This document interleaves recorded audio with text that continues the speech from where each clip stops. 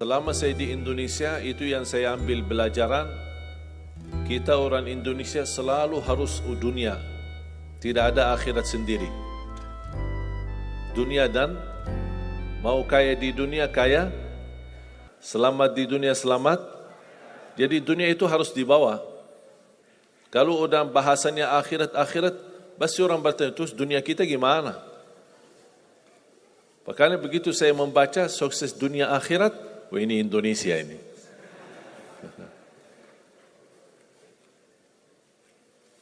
Bahkan hampir setiap ibadah kita pasti yang dikejar dunia.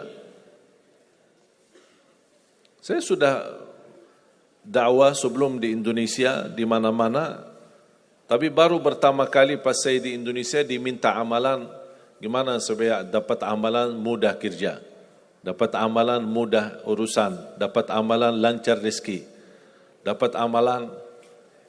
Jadi ujung-ujungnya semua untuk urus dunia.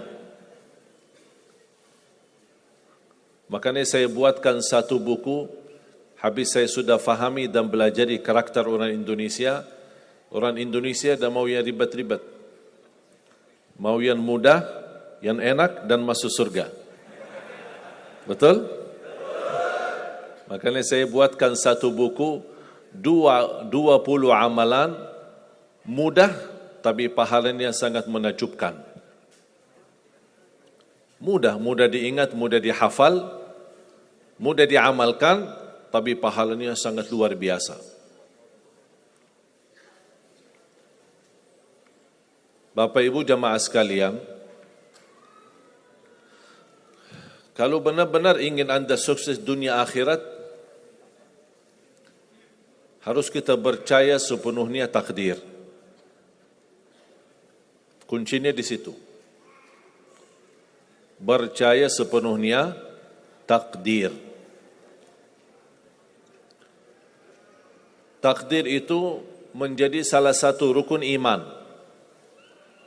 Rukun iman ada berapa? 6. Rukun Islam 5. Salat berapa waktu? 5 atau 4? Yakin 5? Soalnya benar tak salat subuh?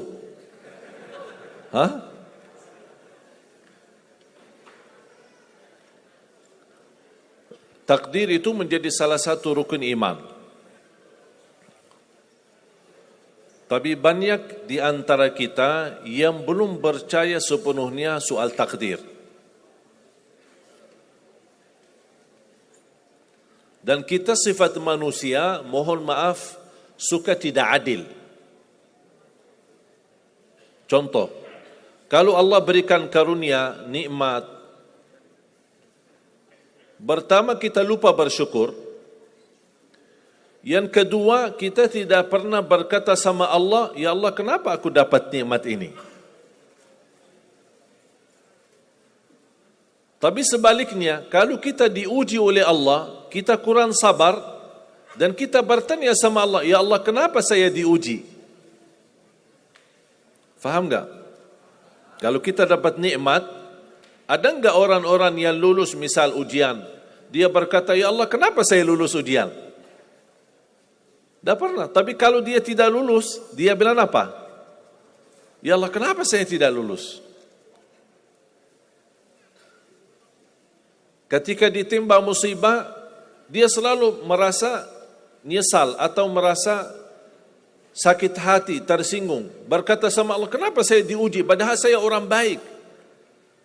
Saya jaga salat, saya berusaha mendekat sama Allah. Tapi saya merasa bertambah berat ujiannya. Tapi sebaliknya, ketika diberikan nikmat, dia tidak pernah menyebutkan, ya Allah kenapa saya mendapatkan nikmat ini? Kayaknya si fulan lebih fantas mendapatkan nikmat. Itu tanda manusia tidak adil. Tidak bersikap adil. Makanya subhanallah, semakin Anda mantap imannya terhadap takdir, semakin hidupmu jadi nikmat. Saya kasih contoh.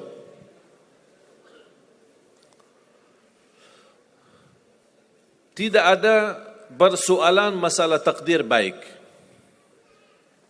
Itu bukan masalah bagi kita. Justru kita bertambah senang kalau kita mendapatkan takdir yang baik. Tapi yang menjadi persoalan bermasalah bagi kita adalah takdir buruk. Ketika ditimpa musibah, ketika ada ujian, ada sakit, kesulitan, penghasilan yang tidak mencukupi, dan banyak masalah keluarga, masalah rezeki, masalah sama majikan, masalah di kerjaan, itu yang membuat banyak beban fikiran.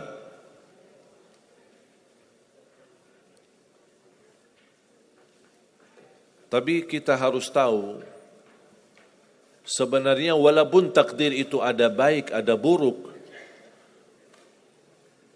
kenyataannya buruk, nampaknya buruk, tapi hakikahnya baik. Hakikahnya baik. Tapi kapan kita bisa tahu takdir yang buruk ini bisa menjadi baik bagi kita? Belum tentu sesaat terjadi ujian itu. Bisa jadi belakangan, bahkan bisa menjadi sekian lama baru kita tahu dan sadar. Ternyata takdir itu baik bagi kita.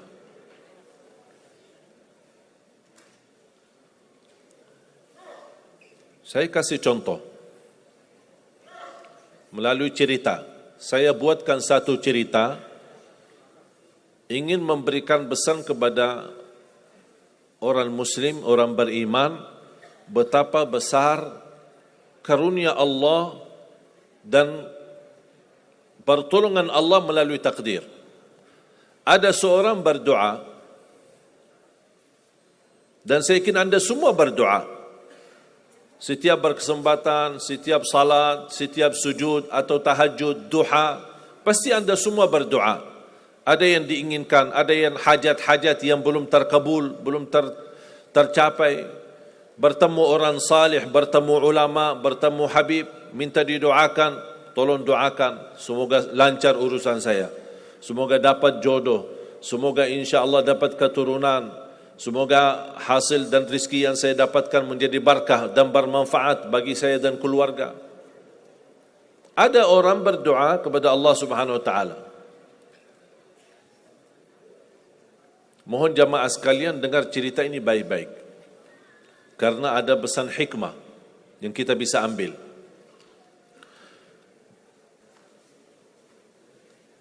Orang ini berdoa tapi tidak melebihi selain doa meminta jodoh yang salihah, yang cantik, yang kaya.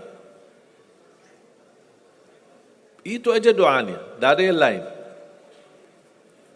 Setiap salat, ya Allah, jodoh yang salihah, yang cantik, yang kaya. Tahajud, ya Allah, jodoh yang salihah, yang cantik, yang kaya. Doa pas buka puasa, itu aja doa, tidak ada yang lain. Tidak minta ampun, tidak minta rahmat, tidak minta karunia, tidak minta keselamatan. Butuh banget ini jodohnya. Dapat rezeki sedikit, dapat kemudahan berangkat haji. Selama dia berhaji, selama dia tawaf 7 kali, itu aja doanya. Ya Allah, jodoh yang salihah, yang cantik, yang kaya. Safa Marwah sa'i, ya Allah, jodoh yang salihah, yang cantik, yang kaya. Tak ada yang lain. Ketika satu malam dia sudah di tengah air, berjalan malam hari santai-santai di kampung sambil membayangkan jodohnya, menghayal bagaimana cantiknya. Pas di dalam perjalanan dikejar anjing. Dia lari, dan justru anjing semakin lari semakin dikejar. Makanya kalau ketemu anjing jangan lari. Akhirnya anjing berhasil gigit kakinya, berdarah. Datang mobil ambulan, dibawa ke rumah sakit. Di dalam mobil ambulan dia merasa menghadapi ujian, dan dia berkata, ya Allah, selama ini saya berdoa minta jodoh yang salihah, yang cantik, yang kaya, masa dikirimkan anjing? Dia belum tahu ada apa. Dan ini yang sering kita lakukan, terlalu cepat respon dan berkata yang tidak baik ketika kita diuji oleh Allah. Sedangkan kita belum tahu apa yang akan terjadi sesudah itu. Ambulan dibawa ke rumah sakit dan subhanallah dirawat di rumah sakit seorang dokter yang cantik, yang salihah, yang kaya jadi jodohnya. Ada hikmah enggak digigit anjing? Buruk enggak kejadian itu? Buruk, digigit anjing pasti buruk. Tapi ternyata di dalam keburukan Allah menyediakan sesuatu kebahagiaan, sesuatu kebaikan, tapi kita belum tahu. Ternyata Allah sudah kabulkan doanya. Allah sudah kabul. Cuman kadang-kadang proses menabulkan doa itu ada di antara doa kita yang memang prosesnya lewat takdir buruk. Allah sudah kabul. Kata Allah, aku sudah kasih. Tapi tunggu. Seperti ini orang. Doanya terus. Ya Allah, jodoh yang salih, yang cantik, yang kaya. Jodoh yang salih, yang cantik, yang kaya. Allah sudah kabulkan doanya, tapi jodohnya ada di rumah sakit. Berarti harus sakit dulu. Gimana cara sakit dulu? Allah punya bermacam cara. Berbagai macam cara. Bisa sakit, tiba-tiba sakit, bisa apa saja alasannya. Di antaranya, tentara Allah yang ada di bumi. Semua yang bernyawa makhluk Allah. Patuh dan taat kepada Allah Subhanahu Wa Taala. Di antaranya anjing. Allah perintahkan gigit si fulan biar ketemu jodohnya di rumah sakit. Jalanin tugas. Memang kita menyesal ketika terjadi kecelakaan. Tapi kita tidak tahu apa hikmah di belakang kecelakaan itu. Dan sering saya bilang sama jemaah, mudah-mudahan Allah kabulkan semua hajat-hajatmu. Walaupun digigit. Mau enggak digigit anjing dulu?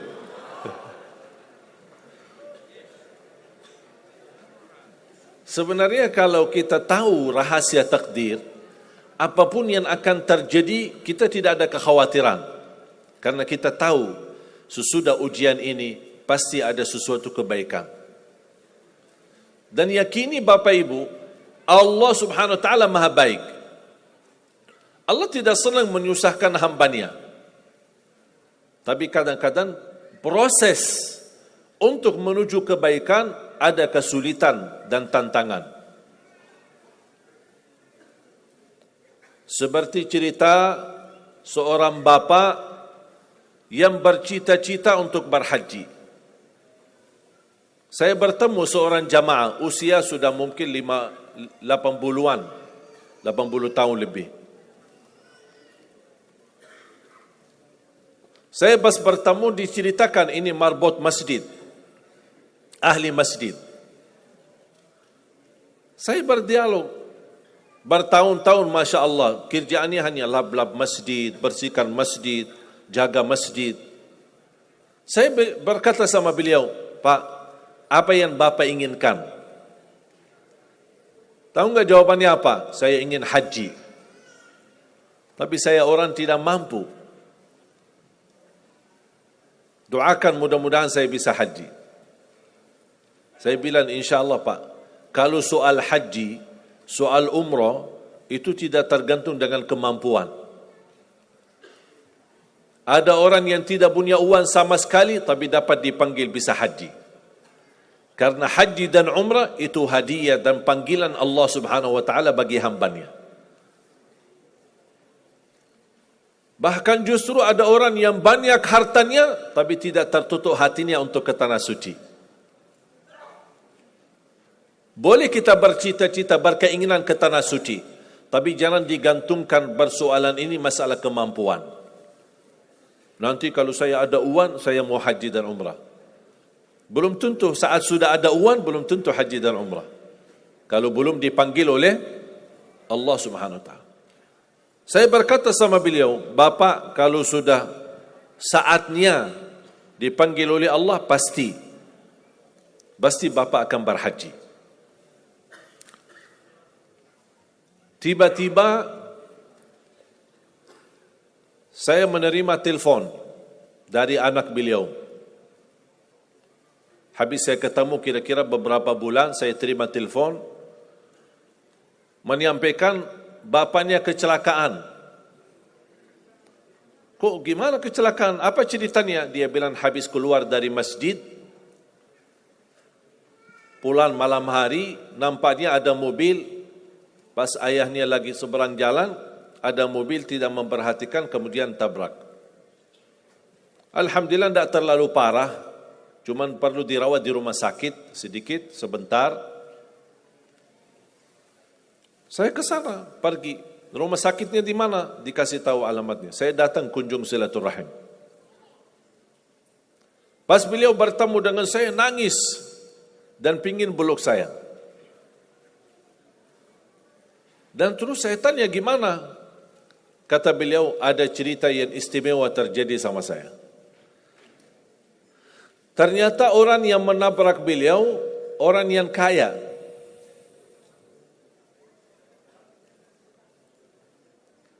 Habis itu orang yang kaya minta maaf sama si bapak ini. Mohon maaf Pak Haji, mohon maaf Pak Haji. Beliau tambah nangis. Orang kaya bingung, ya kenapa sih setiap mohon maaf malah nangis dia. Ditanya kenapa Pak nangis, sakit? Tidak, karena bapak dari tadi bilang Pak Haji, sedangkan saya belum haji. Tertutup hati orang yang kaya, yang dia sediakan biaya haji dan bisa berangkat. Dan kata beliau, betul apa yang disampaikan ketika pertama kali bertemu. Kalau sudah saatnya dipanggil oleh Allah, pasti bisa ke tanah suci. Walaupun ditabrak mobil. Berarti intinya apa? Apa yang saya ingin sampaikan, jangan ada yang merasa menolong atau merasa sakit hati atau merasa tersinggung ketika menghadapi ujian. Merasa belum terkabul keinginannya, Allah sudah kabulkan. InsyaAllah tidak ada di antara kita yang ditolak doanya. Cuman kita mohon maaf kadang-kadang buru-buru. Ingin selalu semuanya cepat. Kadang-kadang kalau terlalu cepat apa yang kita inginkan kita dapat, itu bahaya juga. Dan Allah ingatkan, kalau manusia, Allah tidak sulit menjadikan manusia semuanya kaya. Kalau sekarang saya bertanya, mau enggak semuanya jadi orang kaya? Pasti mau, siapa yang tidak mau. Coba bayangkan, kira-kira sulitlah bagi Allah menjadikan semua manusia di bumi kaya raya? Sulit tidak? Tapi pertanyaan saya, kira-kira berjalan hidup kita enggak kalau kita semuanya kaya? Bisa berjalan lancar? Masa enggak? Semuanya kaya raya. Gimana kehidupan kita sehari-hari? Berjalan lancar tidak? Kenapa tidak? Saking banyak kekayaannya. Kalau semuanya kaya, memang sulit menjalani kehidupan. Contoh, cari supir. Siapa yang mau supirin kita? Sama-sama kaya. Datang minta tolong sama teman. Boleh enggak ini cariin supir? Aku aja lagi cari supir, dah dapat. Mau punya perusahaan sendiri, butuh tenaga kerja kan? Semuanya orang kaya. Buat apa kalau mereka semua kaya, masing-masing punya pabrik, tapi tidak ada yang bekerja? Sulit nggak jalan hidup? Sulit. Sama sebaliknya, kalau semuanya di bumi miskin, susah. Kira-kira gimana hidup kita? Ya susah juga. Tidak bisa lancar hidup di dunia. Setiap ada orang datang minta tolong, Pak, apalagi saya Pak? Saya aja susah. Tapi makanya ada hikmah. Allah menjadikan ada yang kaya, ada yang miskin. Yang kaya menutupi kebutuhan yang miskin, miskin juga menutupi kebutuhan yang kaya. Saling mengisi. Supaya apa? Supaya dunia ini berjalan. Hidup kita berjalan. Tapi coba bayangkan, kalau semua orang kaya tidak mau membantu orang miskin. Dan semua orang miskin sombong, tidak mau melayani orang kaya. Gimana kehidupan kita? Susah. Makanya jemaah sekalian, kunci anda sukses dunia akhirat, percayalah takdir. Dan semua takdir itu baik, tapi kita belum tahu rahasianya.